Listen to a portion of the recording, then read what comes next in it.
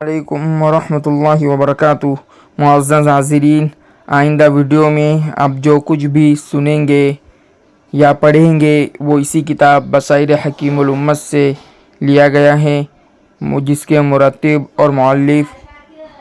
حضرت مولانا حکیم الامت اشرف علی تھانوی صاحب نور اللہ مرقدہ کے خلیفہ حضرت ڈاکٹر محمد عبدالحی عارفی صاحب نور اللہ مرقدہ ہیں۔ آئیے پڑھتے ہیں۔ السلام علیکم ورحمۃ اللہ وبرکاتہ۔ حقیقت اجازت بیعت، یعنی جب کوئی پیر صاحب کسی کو بیعت کرنے کی اجازت دیتے ہیں، خلافت دیتے ہیں، تو اس کی حقیقت کیا ہوتی ہے؟ حضرت مولانا حکیم الامت صاحب اشرف علی تھانوی صاحب نور اللہ مرقدہ فرماتے ہیں، ان کا ملفوظ ہے، لکھا ہے کہ اس اجازت کی نظیر بالکل ایسی ہے جیسے علوم درسیہ میں جو سند فراغ دی جاتی ہے۔ اس کا یہ مطلب نہیں ہوتا کہ ابھی اسی وقت اس کو ان علوم میں کمال کا درجہ حاصل ہو گیا، بلکہ محض اس ظن غالب پر سند دی جاتی ہے کہ اس کو ان علوم سے ایسی مناسبت پیدا ہو گئی ہے کہ اگر وہ برابر درس و مطالعے میں مصروف و مشغول رہے تو قوی امید ہے کہ رفتہ رفتہ یعنی دھیرے دھیرے اس کو کمال کا درجہ بھی حاصل ہو جائے گا۔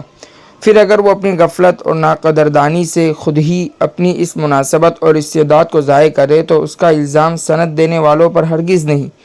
بلکہ خود اسی پر ہے۔ اسی طرح جو کسی کو بیعت کی اجازت دی جاتی ہے، اس کا یہ مطلب نہیں ہوتا کہ فی الحال ہی اس کو ان اوصاف میں کمال کا درجہ حاصل ہو گیا، بلکہ محض اس ظن غالب پر اجازت دی جاتی ہے کہ اس کو فی الحال تو ان اوصاف کا درجہ ضروریہ حاصل ہو گیا ہے، اور اگر وہ برابر ان کی تکمیل کی فکر اور کوشش میں رہا تو قوی امید ہے کہ رفتہ رفتہ یعنی دھیرے دھیرے اس کو آئندہ ان اوصاف میں کمال کا درجہ بھی حاصل ہو جائے گا۔ یہ بات اشرف السوانح سے لی گئی ہے اور بصائر حکیم الامت میں لکھی گئی ہے۔ یہاں دوسرا مضمون آپ دیکھ سکتے ہیں، اس میں لکھا ہے کہ سالکین کو، یعنی جو حضرت مولانا حکیم الامت صاحب اشرف علی تھانوی صاحب نور اللہ مرقدہ سے بیعت ہوتے تھے، ان کو جہاں اس بات کی تاکید کی جاتی تھی کہ من جملہ حقوق طریق کے، یعنی جو آپ بیعت ہوئے اس کے بہت سارے حقوق ہیں، بہت سارے آداب ہیں، آپ کو بجا لانا ہے، لیکن ساتھ ہی ساتھ اس کی بھی تاکید کی جاتی تھی کہ یہ بھی لازم و واجب ہے کہ حقوق العباد کا حدود شرع کے اندر خیال رکھا جائے۔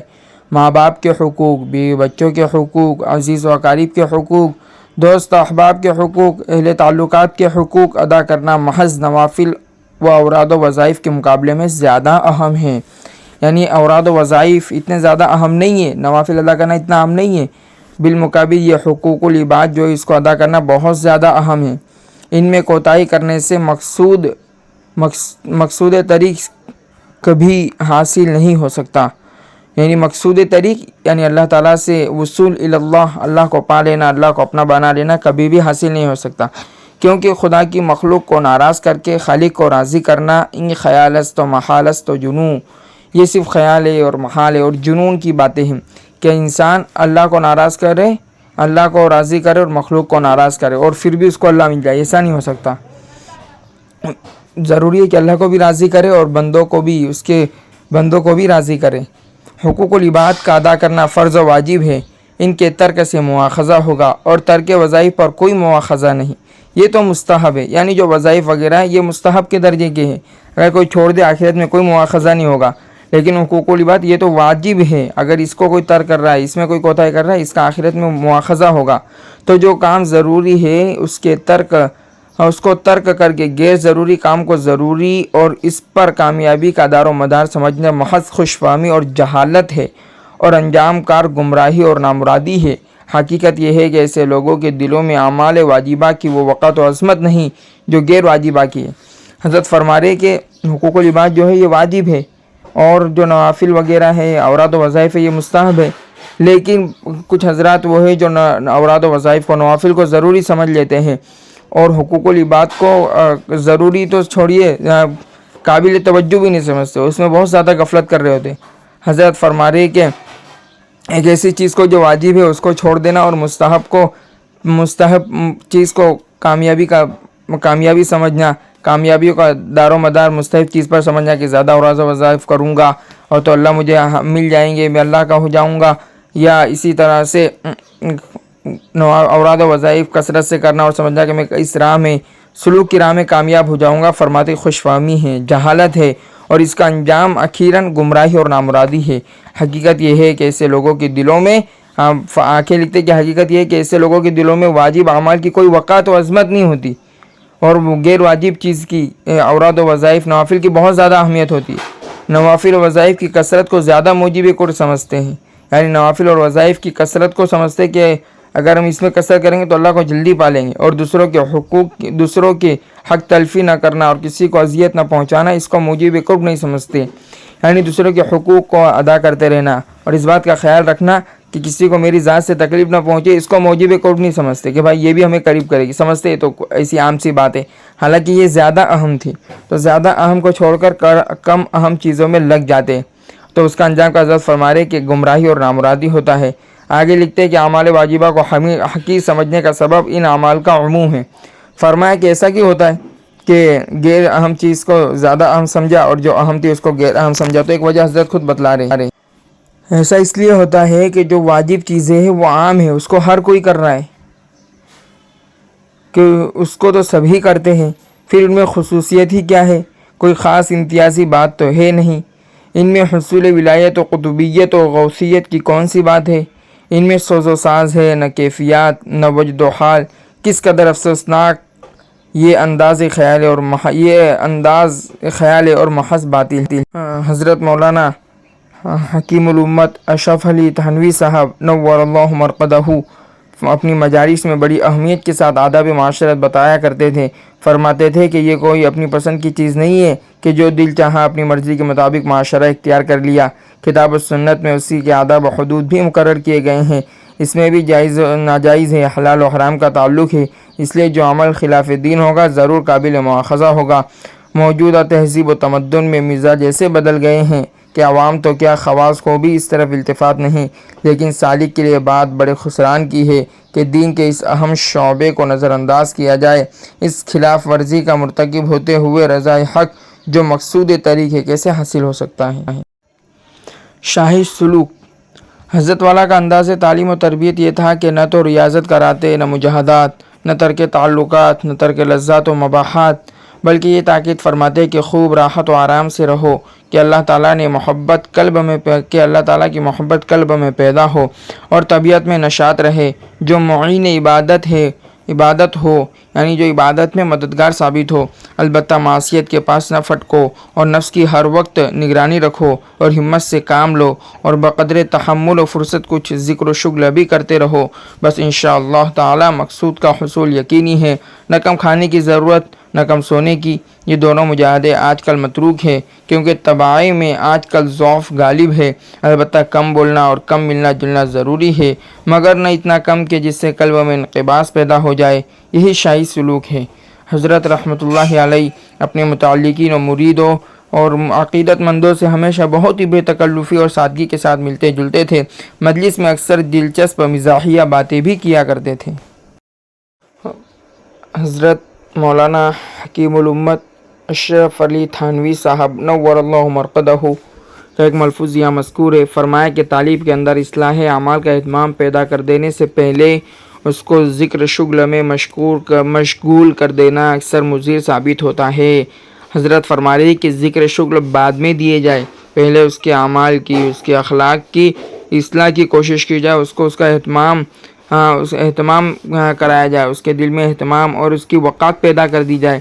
اب ہوتا یہ ہے کہ اخلاق اور اعمال کی وقعت دل میں پیدا نہیں کی جاتی اور ذکر و شغل دے دیا جاتا ہے۔ حضرت رحمۃ اللہ علیہ فرماتے کہ یہ اکثر نقصان دہ ثابت ہوتا ہے، کہ سامنے والے کا نقصان ہو جاتا ہے۔ وجہ فرماتے ہیں کہ پھر وہ اپنے آپ کو بزرگ سمجھنے لگتا ہے، خاص کر اگر کہیں اتفاقاً اذکار اشغال سے یکسوئی ہو کر اس پر کیفیات کا بھی ورود ہونے لگے، تب تو گویا اس کے نزدیک بزرگی کی رجسٹری ہو گئی۔ حالانکہ اس قسم کی کیفیات کا بزرگی سے کیا تعلق؟ ایسی کیفیات تو بعض ریاضات اور مشق سے فساق و فجار بلکہ کفار تک کو حاصل ہو جاتی ہے، اور جب وہ ان کیفیات ہی کو بزرگی سمجھ لیتا ہے تو پھر اس کو اصلاح نفس اور اصلاح اعمال کی ضرورت ہی محسوس نہیں ہوتی، نہ کبھی ادھر توجہ ہوتی ہے، اس لیے ہمیشہ جہل ہی میں مبتلا رہتا ہے اور اصل مقصود یعنی وصول اللہ سے محروم رہتا ہے، جس کا طریق تحصیل نصوص اصلاح اعمال ہی کو بتلایا ہے۔ اشرف الصوانی صفحہ نمبر 195۔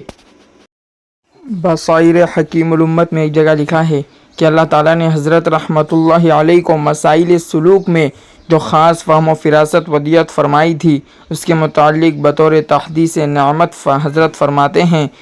کہ جو خدا کی نعمت مجھ کو حاصل ہے اس کو بیان کرتا ہوں، وہ یہ ہے کہ تربیت باطن کے متعلق اللہ تعالیٰ نے بہت آسان طریقے عنایت فرمائے ہیں، نیز امراض باطن کی تشخیص میں اللہ تعالیٰ نے فہم عطا فرمائی ہے۔ اس میں رائے بہت کم غلطی کرتی ہے اور اکثر جو تجویز کیا جاتا ہے وہ صحیح ہوتا ہے اور نافع ہوتا ہے۔ یہ سب حضرت حاجی صاحب رحمۃ اللہ علیہ کی دعاؤں اور توجہات کی برکت ہے۔ حضرت حاجی صاحب رحمۃ اللہ علیہ فن تصوف کے امام تھے، مجدد تھے، مجتہد تھے۔ جو فن مدتوں سے مردہ ہو چکا تھا ان کے واسطے سے پھر اثر نو زندہ ہوا۔ حضرت رحمۃ اللہ علیہ فرماتے تھے کہ کوئی بھی مقصود ہو، جب تک اس کے حاصل کرنے کے لیے صحیح ذرائع یعنی صحیح راستے اختیار نہ کیے جائے، مقصود کبھی حاصل نہیں ہوتا۔ تہذیب اخلاق اور تزکیہ نفس بھی دین کا ایک اہم اور بنیادی شعبہ ہے۔ اس کے حصول کے لیے بھی کتاب و سنت کے ضابطے اختیار کرنا ضروری ہے، بغیر اس کے مقصود بھی حاصل نہیں ہو سکتا۔ میری نظر میں اس کی بڑی اہمیت ہے اور میری تعلیم و تربیت کا سارا دار و مدار اسی پر ہے۔ میں طریق میں تہذیب اخلاق کو سب سے زیادہ مقدم سمجھتا ہوں، چنانچہ جب اخلاق درست ہو جاتے ہیں تو اعمال خود بخود درست ہو جاتے ہیں۔ اس لیے طالب و سالک کو پہلے ہی سے اس بات کی فہم پیدا کرا دی جاتی ہے۔ حضرت رحمۃ اللہ علیہ اکثر اس کی وضاحت فرماتے رہتے تھے کہ ذکر و اذکار بے شک نہایت ضروری اور مفید امور ہیں، لیکن اخلاق و اعمال کی خرابی ایسا حجاب ہے جو ان کے اثرات و انوار کو روح میں سرایت کرنے سے روک دیتا ہے۔ اس لیے جب تک اصلاح اخلاق و اعمال نہ ہو اس وقت تک ذکر و اذکار سے کوئی نفع نہیں ہوتا۔ عام طور پر حقیقت ناشناس صوفیہ و مشائخ کے یہاں اذکار و اشغال ہی پر زیادہ زور دیا جاتا ہے، یعنی ذکر و شغل پر زیادہ زور دیا جاتا ہے اور اصلاح اخلاق و اعمال کی طرف توجہ نہیں کی جاتی۔ نتیجہ یہ ہوتا ہے کہ سالک و طالب طریق حقیقتی مقصود سے بے خبر رہ کر ہمیشہ احوال و کیفیات کے چکر میں سرگرداں اور رضائے حق سے محروم رہتا ہے۔ حضرت رحمۃ اللہ علیہ نے اس دقیق اور اہم یعنی باریک اور اہم نقطے سے اہل دل و اہل نظر کو آگاہ فرمایا اور اس کو اپنا اصول تربیت قرار دے کر ہمیشہ طالبین و سالکین کو سب سے پہلے اپنے اخلاق و اعمال درست کرنے کے لیے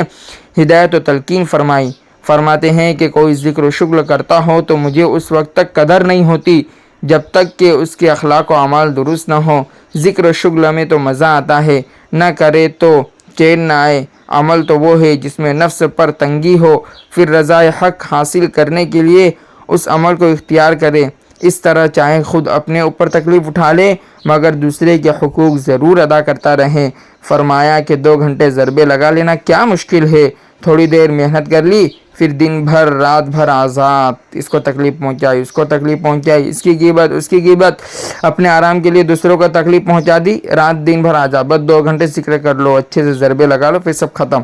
میرے یہاں تو وہ آوے جس کو رات دن اپنے نفس پر آرے چلانے ہو، قدم قدم پر یہ فکر ہو کہ کون سا کام جائز اور کون سا ناجائز ہے۔ یہ ہے حضرت مولانا حکیم الامت اشرف علی تھانوی صاحب نور اللہ مرقدہ کی تعلیمات